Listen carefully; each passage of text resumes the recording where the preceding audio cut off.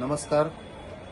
नाताळाच्या निमित्ताने व नवीन वर्षाच्या सुरुवातीच्या अनुषंगाने ज्या सुट्ट्या आलेल्या आहेत त्या सुट्ट्यांमध्ये त्र्यंबकेश्वर मंदिरात देखील भाविकांची प्रचंड गर्दी झालेली आहे. तरी मी देवस्थान ट्रस्टतर्फे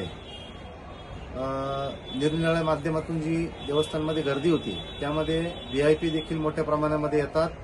तर राजशिष्टाचार असलेल्या केंद्रीय स्तर, राज्यस्तर, जिल्हाधिकारी यावरून राजशिष्टाचार असलेल्या व्यक्तींना लेखी पत्रव्यवहार, त्या पद्धतीचा लेखी पत्रव्यवहार जर असेल तर अशा 20 लोकांना दररोज वेगवेगळ्या विभागाच्या प्रत्येक विभागाच्या 20 लोकांना सकाळी 7 ते 10 व सायंकाळी 6 ते 7 या वेळेमध्येच राजशिष्टाचार असलेल्या व्यक्तींना दर्शन घेता येईल.